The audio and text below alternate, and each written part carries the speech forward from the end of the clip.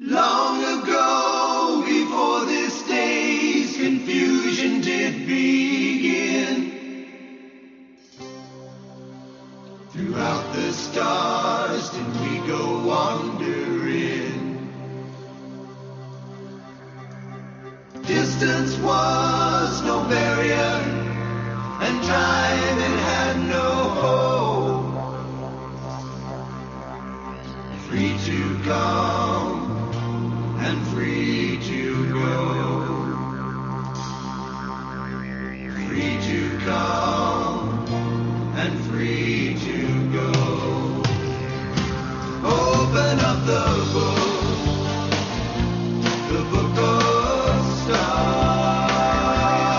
Open up the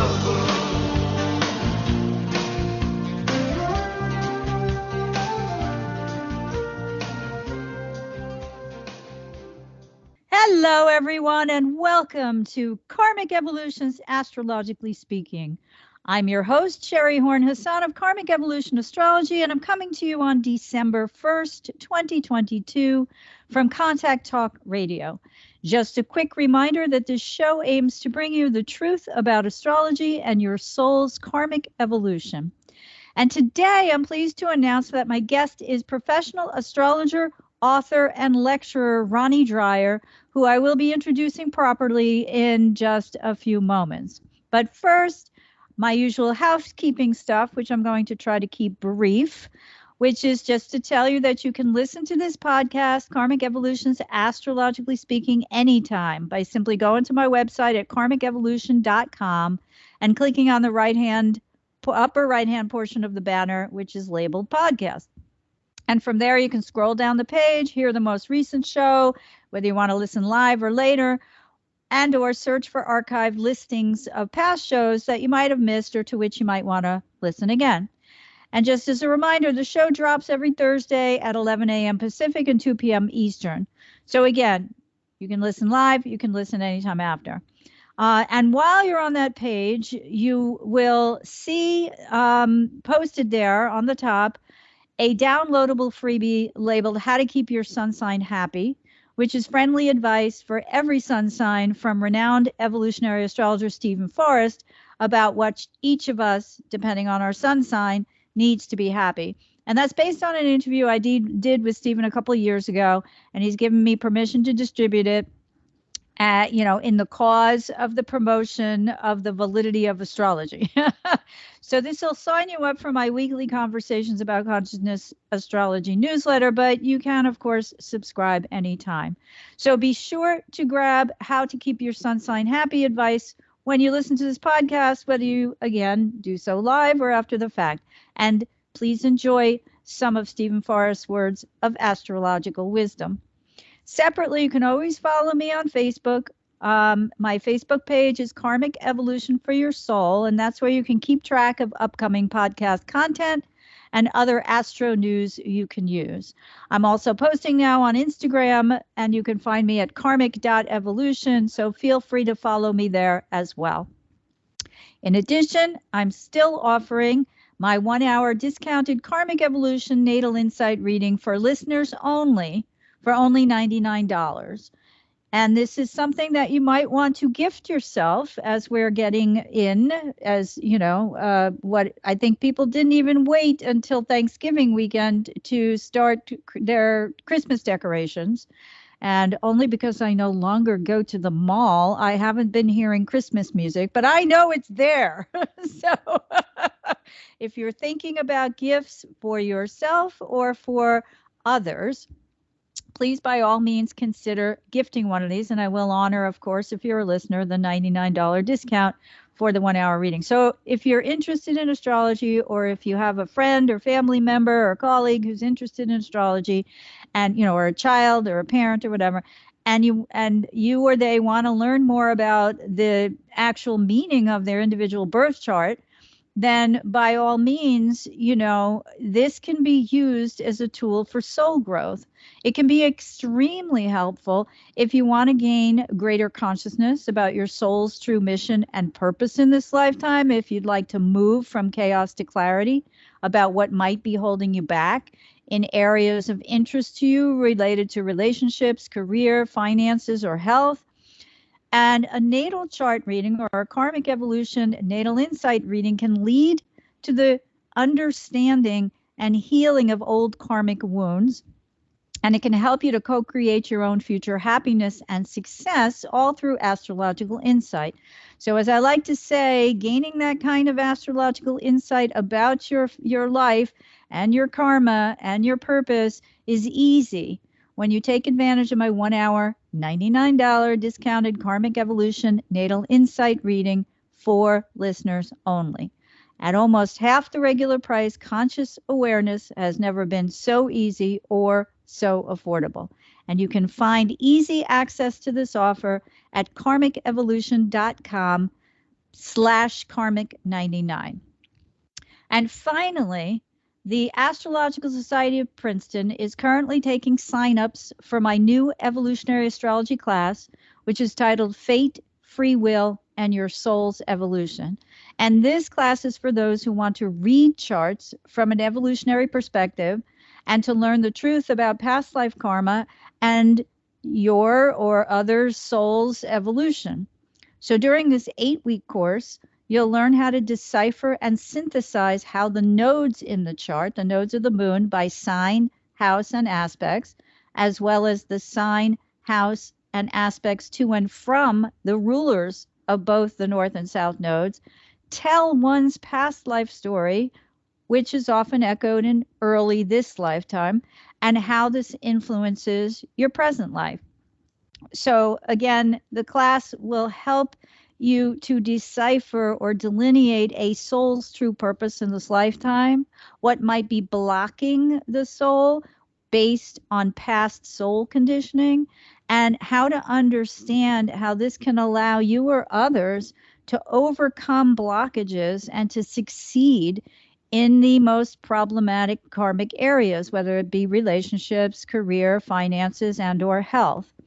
So again, if you'd like to read charts with a focus on how what seemed to be fated from the past can be overcome through free will in the future, then this class is for you. So the class is going to begin on Monday, January 23rd in the new year in 2023. It'll be on Zoom. It'll take place from 7 to 8:30 p.m. Eastern Time, and it'll run for 8 weeks. And recordings will, of course, be available after the fact for anyone who can't make it live or has to miss a session or sessions. So for more information, you can feel free to contact me at Sheri, Sheri, at karmicevolution.com if you have any questions, or to also go over the basic information I just gave you again. And to sign up, please go to aspnj.org. That's the Astrological Society of Princeton, New Jersey. So aspnj.org. You can get more information and sign up there. All right, so now let's get into this week's Astro news you can use. Now, this month's lunar cycle is waxing still since last week's November 23rd Sagittarius moon, which trined its ruler Jupiter just as he stationed direct in Pisces within hours of the exact lunation that day. And if you recall, I talked last week about this lunation and its potential for us all and the collective to plant seeds of higher consciousness that bring us to a sense of both personal and collective justice, meaning where we each individually and as a society as a whole draw ethical lines or boundaries in our lives. Now, I'd also mentioned the darker side of Jupiter's Sagittarius energy, which is hubris, or what the Greeks called hubris, or becoming so arrogant that we end up taking a fall from grace eventually. And that's the derivation of the pride cometh before a fall warning in the biblical verse. So we've seen quite a bit happening out in the world during this waxing portion of the Sag new moon cycle. Some of it I talked about last week, and there are some natural events like the volcano erupting in Hawaii and several other things internationally. But I am going to concentrate a little bit more on domestic news. And so, again, as we're in the waxing portion of this Sag new moon cycle, it reached its first quarter mutable square yesterday, November 30th. That's when the Pisces moon squared the Sag sun in the waxing square. So yesterday, here in the United States, we received the verdict of the trial against 5 Oath Keeper members, including Stuart Rhodes, 57, who graduated from Yale Law School in 2004 and clerked for Arizona Supreme Court Justice Michael D. Ryan. We can immediately see some Jupiterian connection without even knowing Rhodes' chart, right? Now, both Rhodes and a guy named Kelly Meggs, who ran the Florida chapter of the Oath Keepers at the time the Capitol was stormed, were found guilty of seditious conspiracy.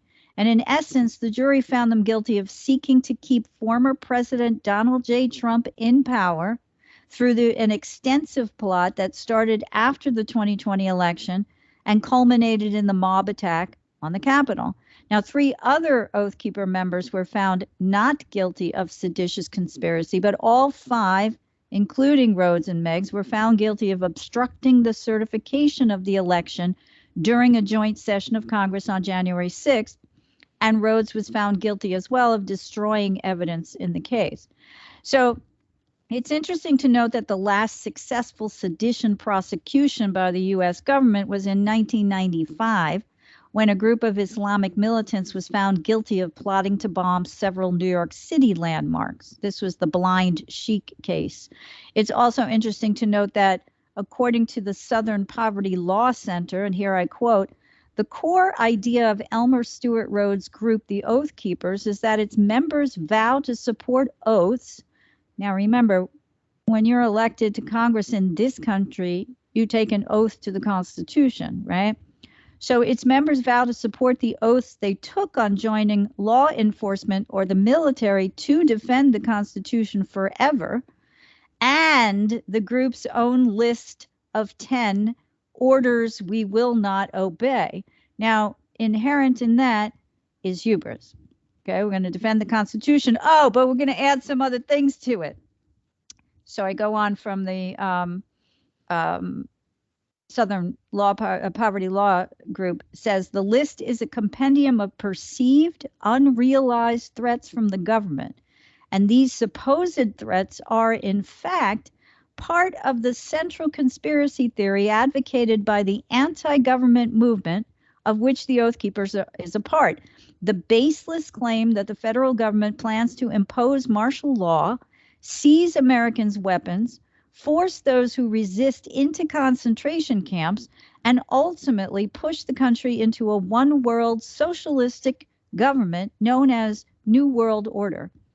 And in 2013, the group announced the planned formation of citizen preservation militias meant to defend Americans against the New World Order.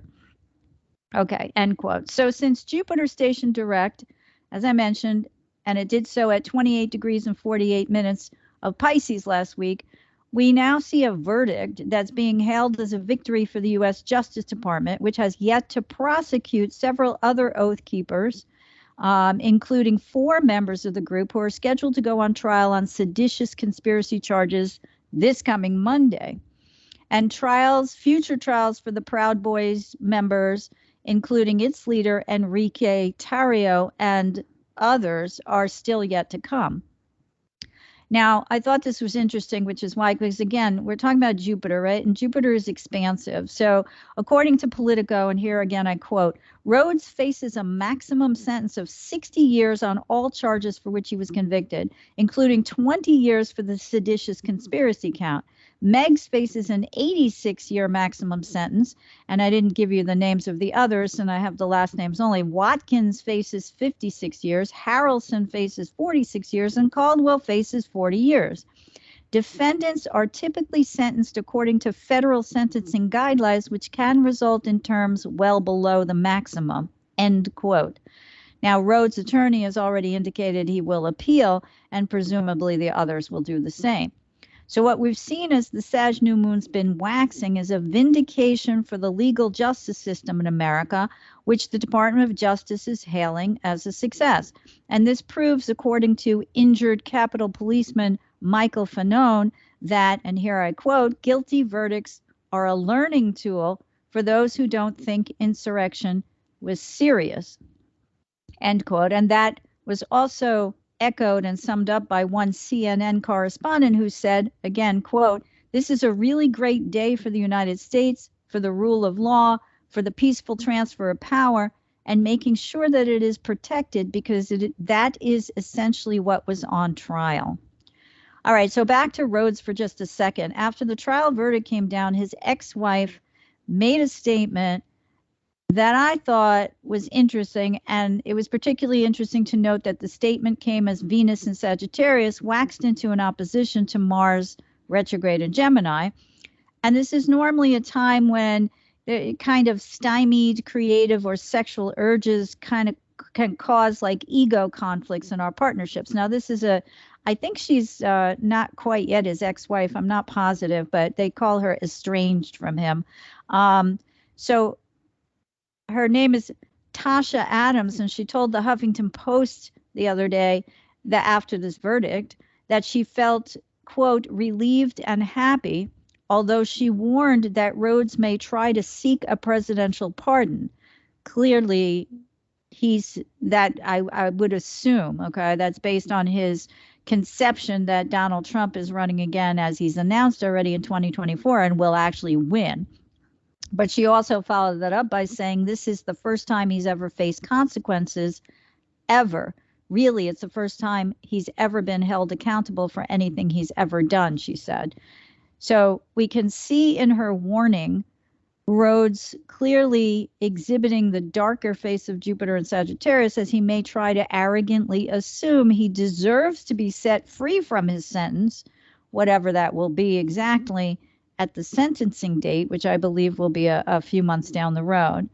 So meanwhile, we had also this week the brouhaha over the November 22nd dinner meeting between Donald Trump, Kanye West, who's now apparently legally known as Ye, and white supremacist and complete wacko nut job, 24-year-old Nick Fuentes.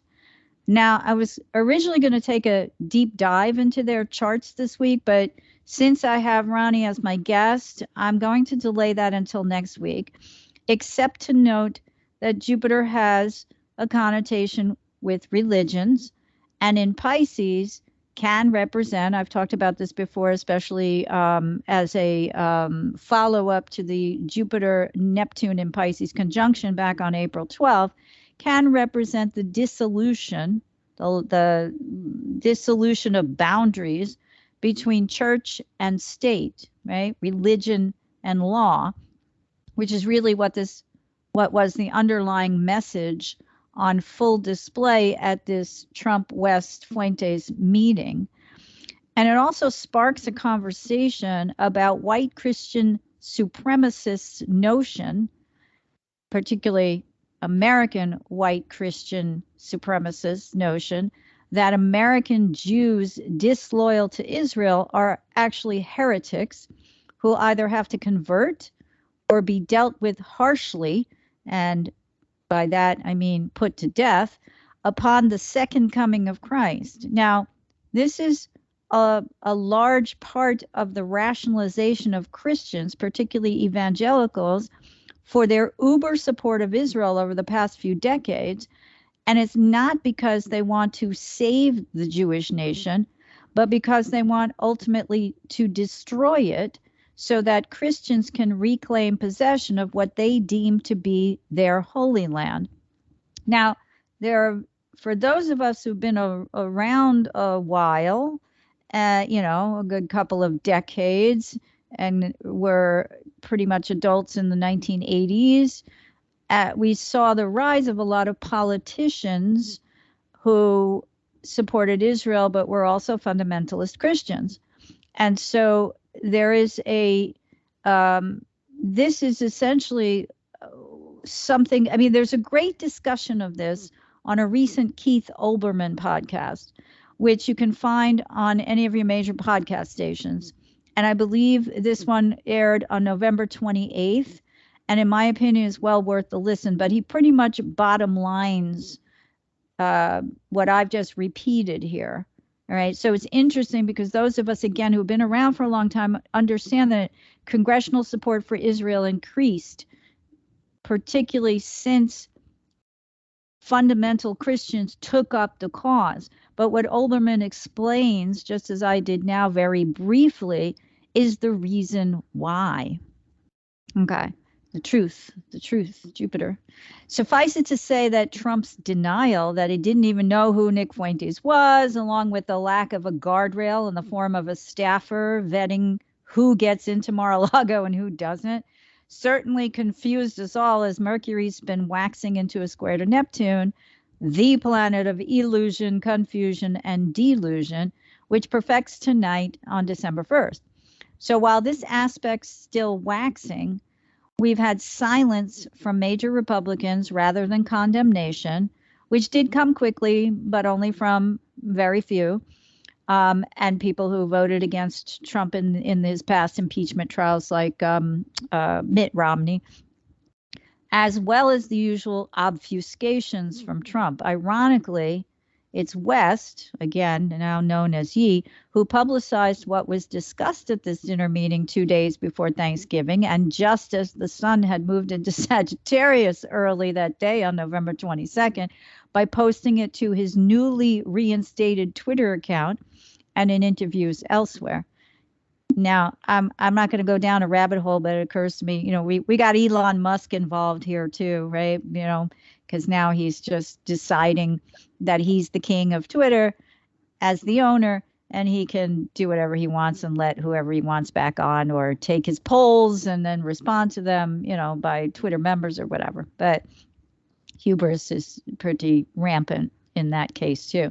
So let's remember what I talked about recently, which I learned from astrologer Michael Luton, which is that anytime an aspect in the sky echoes one in your personal or individual chart, you're going to have a recurrence of that energy. And let's remember too that Trump has a natal Mercury square Neptune. Now, since Neptune is going to station direct at 22 degrees 39 minutes of Pisces on December 3rd, we've essentially, on a higher, more esoteric level, the opportunity to sweep away cobwebs of confusion in favor of less illusory, more grounded thinking.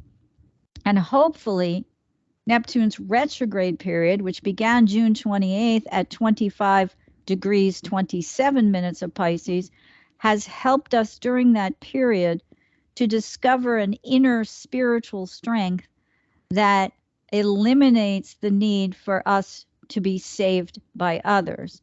I mean, Erin Sullivan in her book Retrograde Planets talks about the fact that we, again, develop this inner spiritual strength that negates the need for us to be saved from ourselves.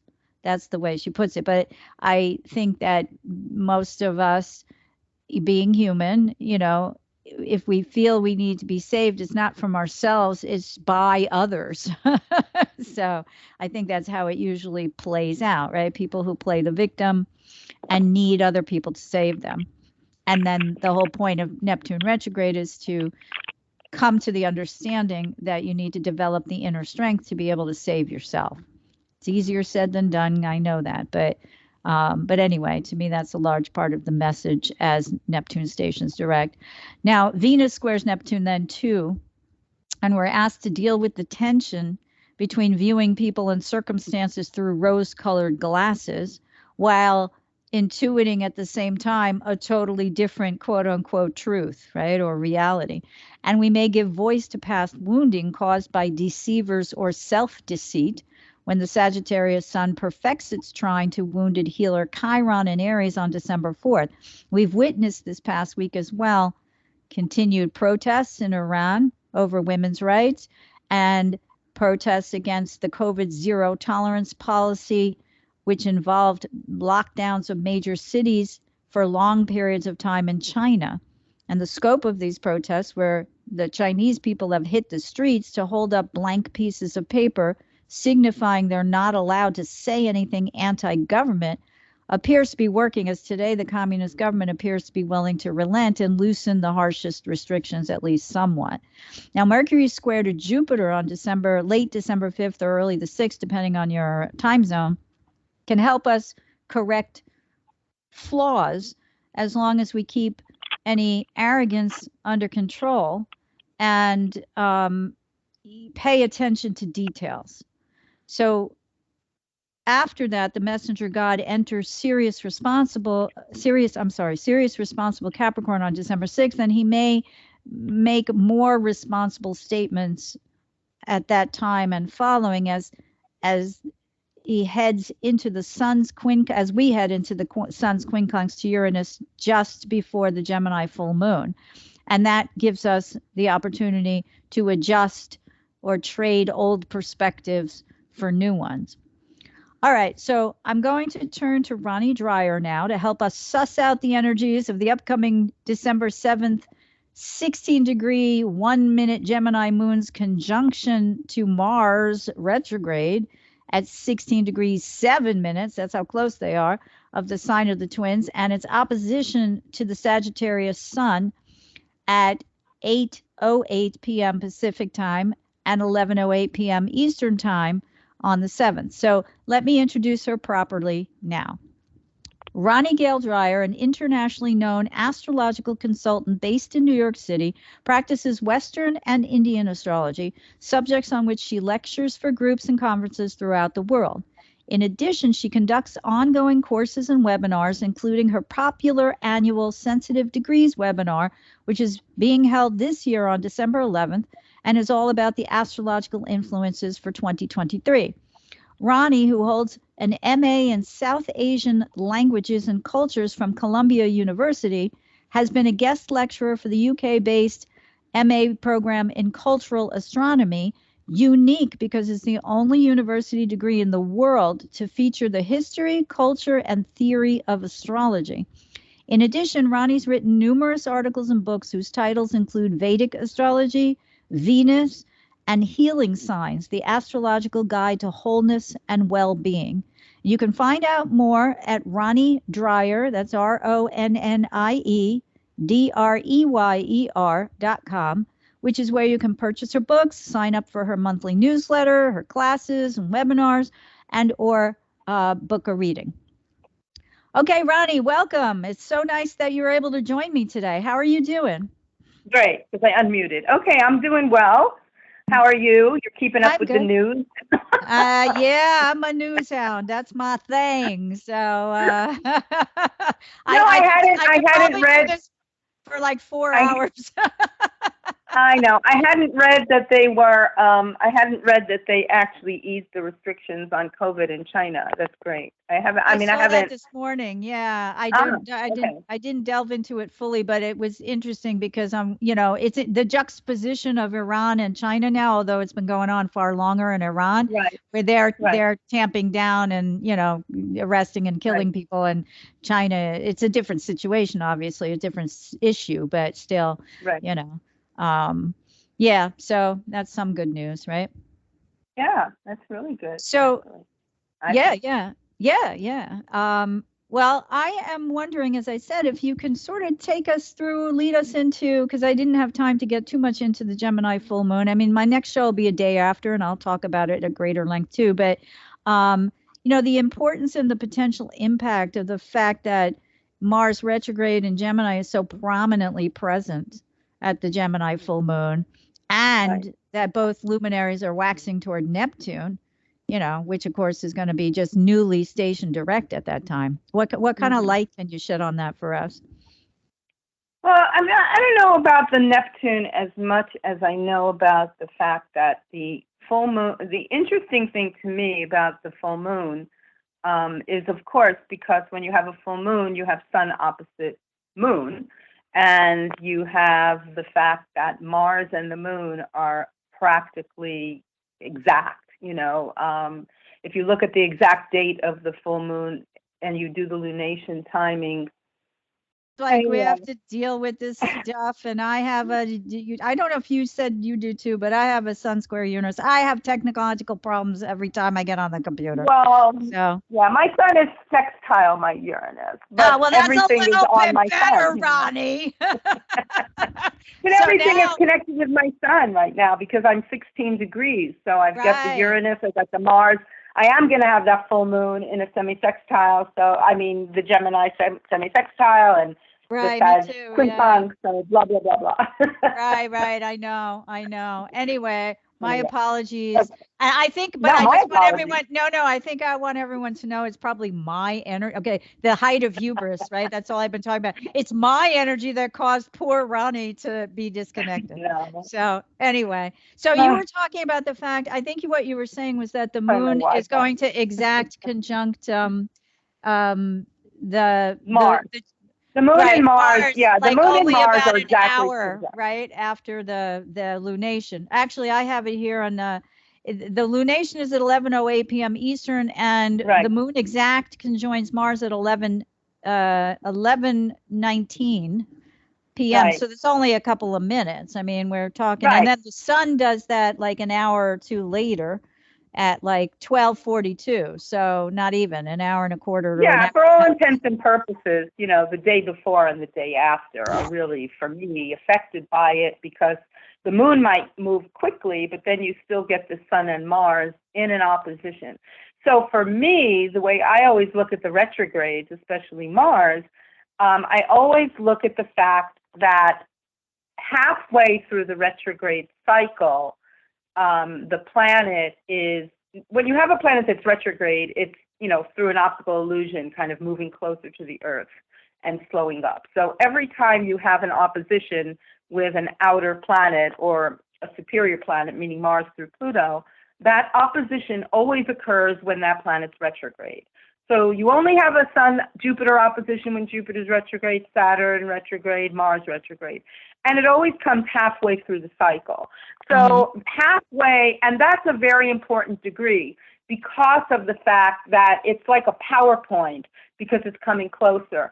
And what I do when I'm looking at this is I always look at the stationary, direct, and retrograde points, but I always look at when Mars will conjoin, you know, that opposition degree before, you know, like when it's direct and retrograde. And I talk a lot about this in my, you know, year ahead. But the thing is that like Mars was at 16 degrees of Gemini on September 20th. Now, everything is within about a degree. So Hurricane Ian, that occurred on September 23rd, but it was, you know, around that opposition already gaining steam. And then there was a horrible, you know, there were all these things that were happening around that retrograde. So now, around that Mars conjoining the opposition degree. So now, once again, Mars is at that degree of 16 Gemini. It's opposite the sun. But what makes this opposition unique is that it is on a full moon, obviously. So that Mars-Sun opposition, which is the closest point that Mars comes to the Earth, means that Mars energy is really, really available to us. And making it with a full moon, the full moon energy is super, super intense. So those couple days, like, you know, when the Sun Mars are in opposition, but like, let's say within a 1 degree orb, it really is between the 6th and the 8th. And, you know, astrology is under one sky. It doesn't only affect America, but it is fascinating, of course, that the December 6th runoff is going to be at that moment. Right, So the Georgia Senate. I'm not necessarily I'm not predicting horrible violence or anything like that. I'm just predicting intensity, you know, because that is just such an intense, aspect, you know, having that, you know, Sagittarius and Gemini, you know, polarity going on. And, you know, depending, so it just plays into also, if you look at the United States Sibley chart, the ascendant is around that degree in Sagittarius, you know, not that 13, far away. 12 something, yeah. Yeah. So it does change like the makeup, you know, of it changed the makeup of Congress, and everything is changing in the new year. But that full moon is just super intense because it corresponds with Mars being very close to the Earth. Now, the thing that's been happening, I think, with this Mars in Gemini retrograde cycle, which is something I kind of, when I started looking at Mars, because I do the webinars and I'm doing it in the new year, is that Gemini is obviously the sign of media. So if we think about all of what's happening with media, this whole Mars retrograde, which is from, October 30th through January 12th, Elon Musk, as you were talking about, he, acquired Twitter, officially right near the Mars retrograde. And so that has also become, a point of, discontent. I mean, a lot of layoffs at Twitter, a lot of layoffs in the whole world of social media, a lot of Facebook layoffs, layoffs at Twitter, layoffs at other companies that are, Google is laying off people. So this is like really, this Mars retrograde in Gemini has a lot to do with the media. We had the collapse, of the whole cryptocurrency, world with the, bankruptcy of FTX, which these will all have ramifications. But going back to the full moon is that I really believe that there's going to be something that happens around between the 6th and the 8th that is going to be really climactic, maybe some more climactic stuff with this, with the media world. That could be something in other countries. It could just be, there are always, when Mars is close to the Earth, Martian things, rebellions, attacks, meteorological things. And the full moon, as we know, affects the tides. It does affect weather. So, and you said that about the volcano, but I mean, I think there might be tidal waves. If you remember also that big tsunami we had years ago in Asia happened in December. So these are the kind of things I would watch out for with Mars affecting that full moon. It's it's not all terrible. I mean, the other thing I think is interesting with Mars retrograde in Gemini. Now you have to think, of course, of everything Gemini represents, but Gemini also represents youth. And, in terms of, it represents media, it represents youth. And if you really look at what's going on with, social media, especially if you're hooked into younger people, which we all are on some level, there's a very big disconnect now between, I think, the social media platforms that older people use and the new social media platforms that younger people use. Yeah, absolutely. So you get TikTok, you get Discord, and it's interesting, Discord, what does the word Discord mean, Right. Yeah. And you're gonna get this whole, I think this Mars retrograde in Gemini, or even the Mars in Gemini, because remember, when you have a retrograde, you have a planet that stays in a sign for 7 months. Mars is in Gemini from August 20th till March 25th. It'll go direct January 12th, but it'll still be for 7 months in Gemini. So I think what it's doing is it's changing the whole face of social media, of communications. I think it'll be interesting. More and more platforms that attract younger people, which means, in a way, more polarization between old and young. I was just thinking that, and that reminds me of the 60s, right? It's like anyone over 30 was suspect, was old, and we may be headed for that. I also recently was saying something on a thread somewhere on Facebook about, just with astrologers, that it won't be until, well, let's put it this way. One of the most shocking things to me in this midterm election was that they reelected Grassley. I forgot what's his first name. Is it Chuck Grassley, who's 89 years old? And then we also elected the first generation, what is it, Generation Z or whatever? I don't know. I get confused now.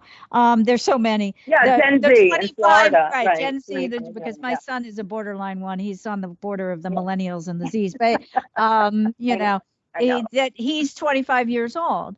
So it's Right. not going to be until, we make that kind of change. But it's interesting because what you Right. make me think of too, when talking about the Mars retrograde, is that at this lunation or those few days, it's inflammatory rhetoric that leads to potential actual violent actions. And that could be anything from, say Iran saying stop protesting or we'll kill you, and people actually getting killed, to the backing down, maybe hopefully with a confrontation in places like China.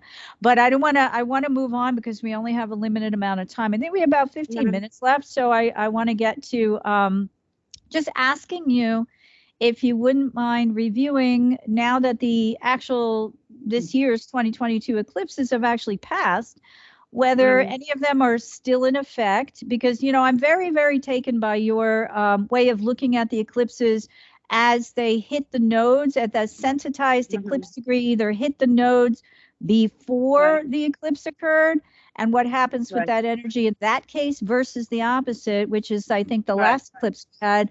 No, I'm sorry, the 2 Scorpio eclipse we had in October, that hasn't culminated yet because the nodes have yet to hit 2 degrees of Scorpio and Taurus. So if you could go into a little bit about the relevance of that on a grander scale, kind of looking back. So, then we'll get into preparing maybe for the new sets of eclipses that are coming next year in 2023. Well, the thing is with the eclipses, I mean, I've been doing this for so many years that they kind of meld into each other. I mean, the eclipses are very rarely going to be something that happens, on one day and then it's finished. And that's mostly because, you work with the nodes a lot because you do evolutionary astrology, but the nodes are always connected with eclipses, depending on how close they are. Total eclipses, they're closer, and then partial eclipses, they're a little farther away, which means at some point, either prior to the eclipse or after the eclipse, the node will hit that degree. So you can do that with a lot of the other planets that are strong, Mars or Jupiter, Saturn, but the nodes are a surefire thing with every single eclipse. So if you take, for instance, a solar partial eclipse that happened in April 30th, you think, oh my God, so many months ago, April 30th, that was at 10 degrees of Taurus, new moon, solar. The node, the north node of the moon, is going to conjoin that solar eclipse degree on January 10th. So it means that if that eclipse, and when I say January 10th, I mean just when it's exact, if you use the true node, but really it's in orb for at least, from, let's say, the 7th through the 19th. I mean, if you take that orb of 1 degree, let's say. But the thing is that you have to look and see, well, gee, do I have anything that sun-moon conjunction hit in my chart? I mean, it's 10 degrees of Taurus. So if you have anything between 9 and 11 of a fixed sign, it's going to, let's say, square it. You can look at trines also, but I always think it's the squares that are the dynamic aspects, that occur. So let me just clarify. You're talking about it culminating then when the nodes reach 10 or 1028 or a degree of that, and that's in January of 2023. So that's right? Yes, okay. In January 23. So in that sense, when I say that eclipse is still in effect, it means that you have like many months to figure out what that might have done in your chart. Now, maybe you don't have anything between 9 and 11 of a fixed sign, but you do have a house where 10 degree of Taurus is located. So it's good. It affects any area of the chart. And it really is an eclipse is going to wake things up. It means that you have to transform your energy. But the partial eclipse gives you time to do it. So that anything that started, let's say, around April 30th, maybe April 29th or May 2nd, around that time, can be completed around January 10th or let's say January 8th through 15th. That's so cool. You know what I mean? So that's what I'm looking at. When I look at, so that's how I look at those eclipses, because, I mean, that's why I started years ago when I started doing the year ahead webinars, which I've been doing for over 10 years. I started calling it the Sensitive Degrees webinar, because there are certain degrees that are going to be really powerful in the sky, and those you have to then translate to where they are in your chart. So that eclipse to me means that, and the interesting thing with January 10th, 11th, 12th. Remember, Mars goes direct. I was just going to say Mars 12th. stations direct. Yeah.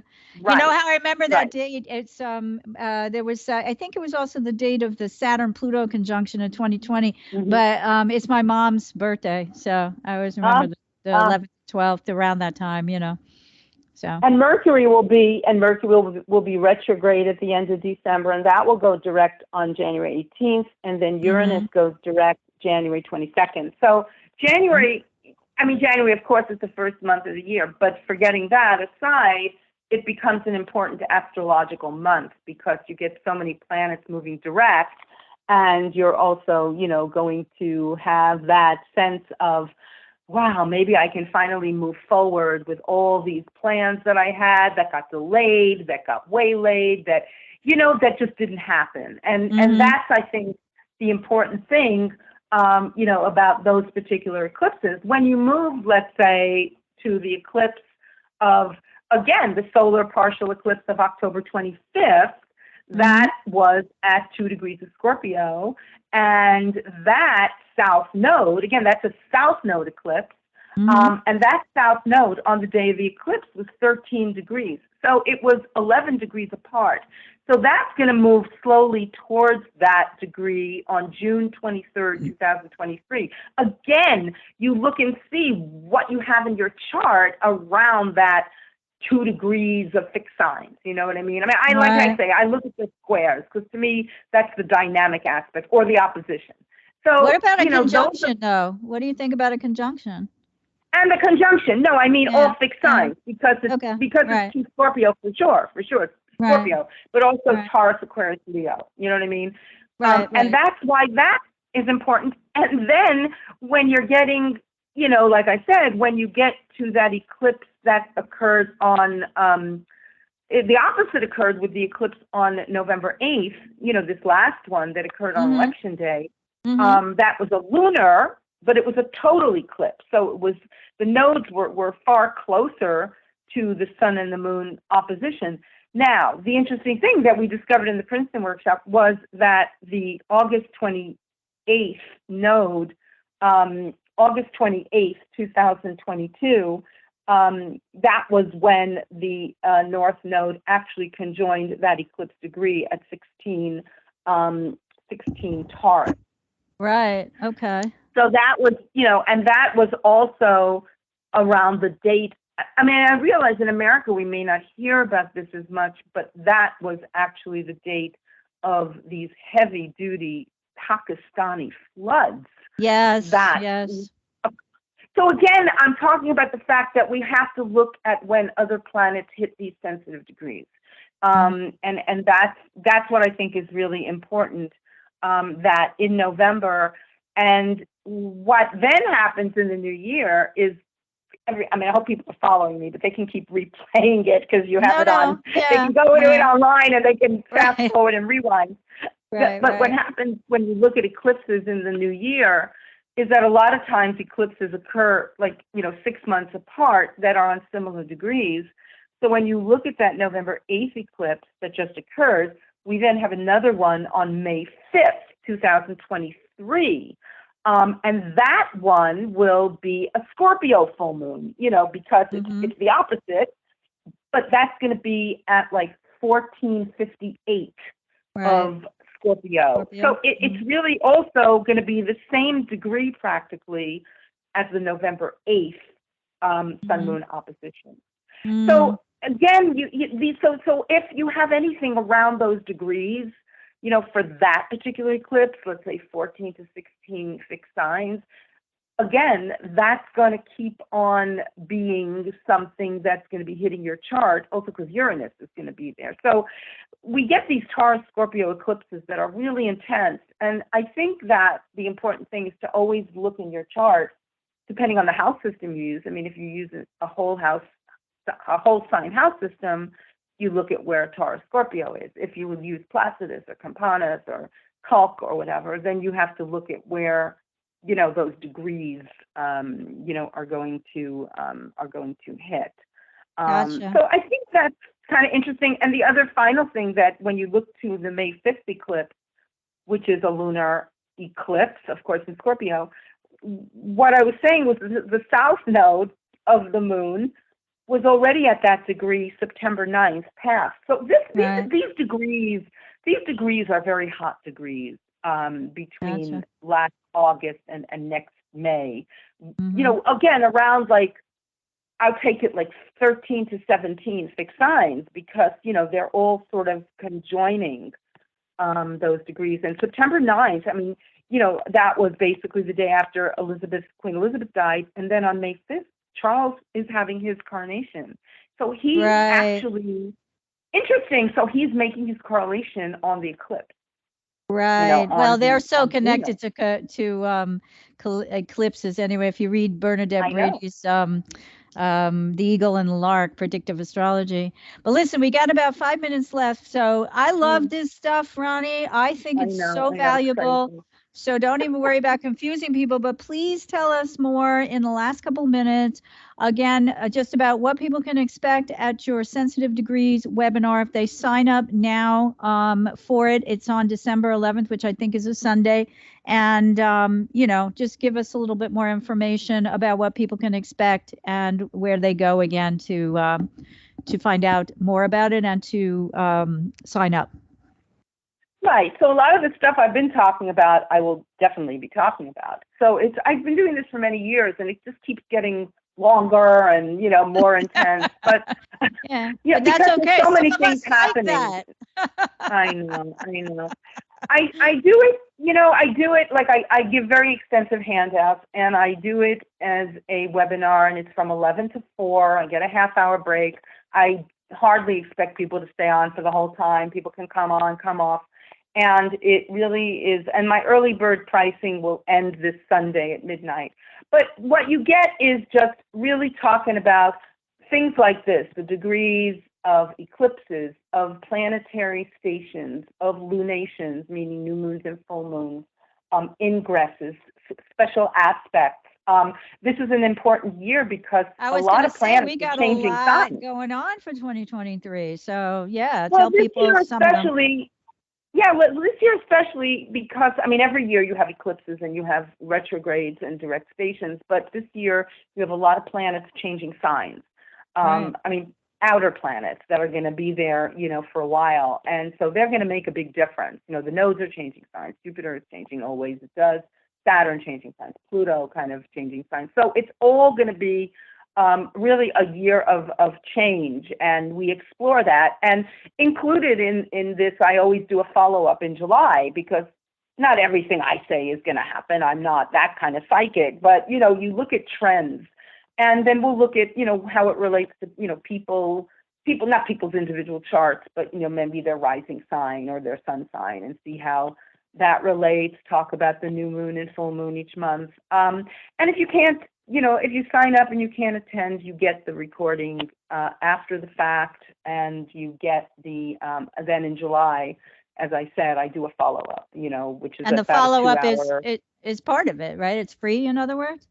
Yeah, it's free. It's part of it. Great. And, you know, I started doing that in 2020 because what happened, of course, is that I did this, you know, Sensitive Degrees in December 2019, and I did think it was going to be a very troublesome, crazy year. Of course, I didn't expect a pandemic, you know, and a lockdown. I remember. Yeah. And then there were the riot, the George Floyd murder happened as well in that year. So by July, I thought, wow, I mean, I said things in December that sort of indicated there would be change, but nothing like this.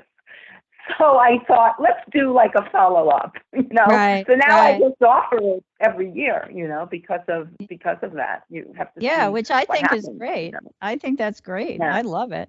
Yeah. So how again can people reach you? We've got like one minute left. Yeah, on my website, you know, www.RONNIEDREYER, RONNIEDREYER.com. You can sign up for anything there, sign up for my consultations, or just contact me, you know, if you want to ask me a question or, you know, tell me something. So you can, okay, do cool. it through the website. Yeah. So that's so great. Cool. And Thank you.